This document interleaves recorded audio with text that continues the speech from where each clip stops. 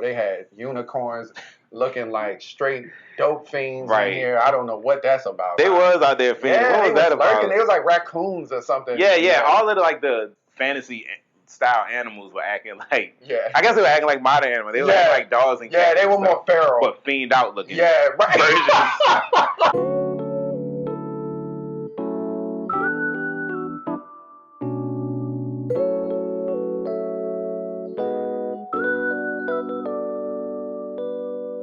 What's up, everybody? Welcome back to another episode of Cinecism. I'm Eric. It's your boy Dante, man, and today we're going to be reviewing the movie Onward. All right, so Onward, starring Tom Holland and Chris Pratt, is a movie about brothers. They lose their father at a very young age. Yeah. It takes place in a very fantasy-style world where it's a lot of magic and mythical creatures incorporated. They live in a time where magic and all these mythical elements kind of not cease to exist, but are like few and far between in their current world. Their mom gives them an item, like something that their dad left behind. Mm-hmm. They try to use this item to bring him back for a day. They kind of brought him back, but only like half his body. So they have to go on a quest.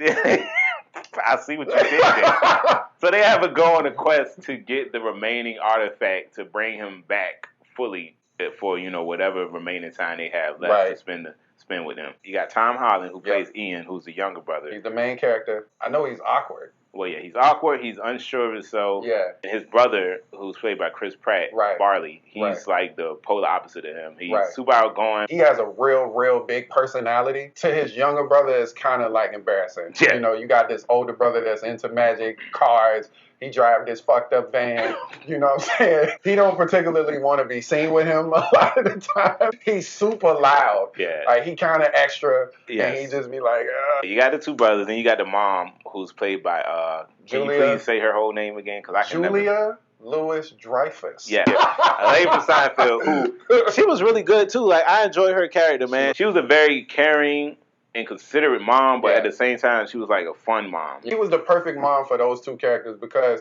she was sensitive enough to her younger son where she could give him what he needed, but she was also tough enough to kind of wrestle with her older son. And you know what I'm saying? Dope, she was a great balance for both of them. Man. We got to talk about Octavia Spencer, that freak thing. The Manticore. Yes.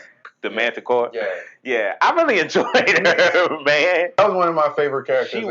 She was a trip. What was she? A manticore, like that's an actual a manticore. You know a manticore. No, I actually googled it. That's an actual mythical creature that has those parts. She had a scorpion tail. She had like dragon wings, a lion head. Mm-hmm. He said, "Oh, it's a manticore." That's what I think. But what is that? I had never heard of a manticore. Me neither. I don't think I had ever heard of a manticore. I ain't never gonna forget it. That's damn sure. The last main character was her boyfriend, who was Bronco. What was that? That was the last name. Funny about that is he was a cop, the boyfriend. Right. I don't know if you noticed this, but in the movie he was driving what looked like a Bronco. Is it a Minotaur? Minotaur. He's a Minotaur. Is it a Minotaur? Uh-huh. Are they two legs? No. I think he's a centaur. Centaur. Yeah. Centaur. Yeah. I always get them confused. Yeah. Minotaur is the one with the bull is the actual head. They all on that bullshit. Yeah. Boy, with the puns today, boy. The van was like, I guess, like a kind of a fair family heirloom type thing. I guess it was their dad's before. After he died, the older brother, just kind of, took care of it and fixed it up and everything. Yeah. His dad's absent. But kind of reminded me of like some of them vans you see in like the 70s with the artwork on it. It was very Scooby-Doo-esque. Right. The van was kind of like almost its own character. They treated it like it was its own character. It gave it a name. It kind of had a personality. I don't want to give away any spoilers, but like something happens to the van and it kind of made me sad. I felt like this van was a part of the family. They took the van out? Yeah. Like the van ain't you just gonna tell it. Some of my favorite characters in this movie, man, were them damn fairies, dog. Oh, yeah, they were hilarious. My God. Yeah. Even just the way they was the damn means of transportation. Yeah. Like, what? Who thought of that shit? Right. Oh, my God. It's like a group of fairies that's in a biker gang. Oh, my God. And they have a run-in with the main characters at some point in the movie. It's pretty funny. And they are not human-sized fairies. They are the traditional try to correlate tiny fairies 2 full-size motorcycles. Just imagine how that works out. The dad, as we mentioned before, he's not all the way there, but the way they utilize him in the movie, it lent itself to a lot of funny moments. I agree. He couldn't speak at all. Like it was no vocal performance by him. Right. The way he was moving around and interacting with the sons was just really fun. It was heartwarming. It really and was. Once they gave him a top hat, that was hilarious. I mean, clearly it was like a throwback to Weekend at Bernie's or something like that. And when they were in the convenience store, man. Oh my God. And the fairy was like in his face. He was like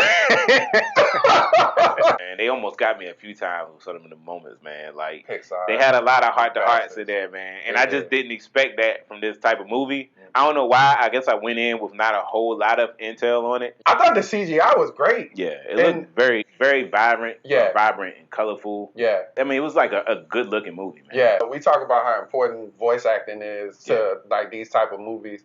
That visual effect, like the way these characters look, in a lot of ways plays a big part in how invested you become. I've been wondering, do they model these characters after, are the characters already established before they get the voice actors, or do they model them after the voice actors? You know, sometimes you see these movies, you're like, damn, they kind of look like so-and-so. Yeah, physically, they definitely fit the mold of what they were trying to portray. Chris Pratt and Tom Holland's chemistry in this movie is like really, really great. Phenomenal. I'm always like a fan of well-acted, like, voice. It's a better way to say that. I like voices. When they real voices. I like when they're able to like do the full range of emotion in voice acting, which people take for granted. Like, that's actually not an easy thing to do. Yeah. We take it for granted, and it look like one of them skills that anybody could do.